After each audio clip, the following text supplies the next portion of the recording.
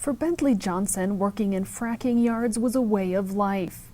It's a very brutal job, but you have to understand the sacrifice you make is for your wife and your family and your kids, and you sacrifice your existence for them. He worked his way up from an entry-level frack hand position to the role of technical specialist. You monitor every aspect of the job, everything from start to finish. You make sure that the proppant is correct, you make sure that the chemicals are correct, you make sure rates and pressures are correct. There's quite a vast array of things that you are personally responsible for. It was a good business to be in until one day recently. I knew something was awry when I got to the yard and saw more than one uniformed San Antonio police officer on the building. It's like, well, that's interesting.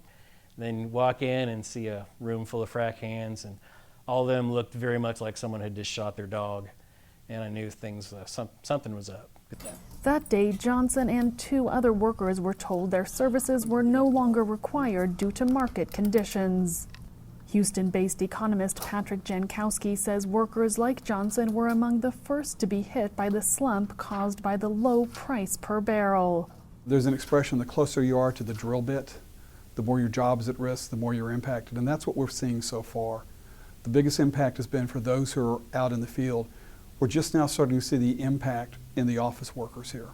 Jankowski is confident that the blue-collar layoffs in Texas are over, but warns that other positions are now on the line. We are starting to see some of the layoffs in the white-collar workers show up in the data. It's no surprise. Companies like Chevron and Shell and Exxon, they've all come out and said that they're going to be readjusting their workforces for the new reality. So yes, we've seen some layoffs, but it's not anywhere to the extent it was in '09 or the extent it was in the '80s. Swift Worldwide Resources specializes in supplying the oil industry with manpower, and they say the situation in Texas is being mirrored around the globe. The first job reductions took place in the oilfield services company, really starting the back end of Q4 2014. And then it took some time for that to hit the rest of the industry, particularly the operators and the EPC companies. And we've seen most parts of the industry now looking at making job reductions through 2015. Bentley Johnson said that getting laid off with just a minimal severance package was brutal, but that it didn't necessarily come as a surprise. With the downturn in the drilling, once operators start stacking rigs, fracturing obviously is going to drop off as well.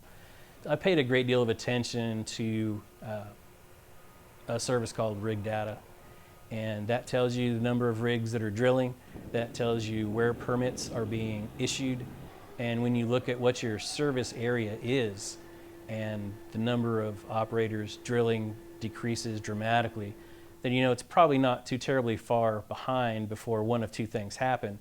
Either A, you're moving to another section of the state, or states plural, to work, or B, you're probably going to be closing the doors relatively shortly. He's an oil man living in oil country, but Johnson said he's ready for a career change and that he'd advise his son, who's now in college, away from the oil fields. If Coleman were to come home right now and say, I want to become a frack hand, or I want to go into the drilling aspect, I would just have him sit down for a moment with glass of iced tea and just kind of look at him and go, what? No, heavens no. No, it's very lucrative when things are good. When things are bad, it's not. Meanwhile, recruiters say that's exactly what they fear. They have invested significant time and effort into attracting and maintaining talent in the oil industry over the past couple of decades.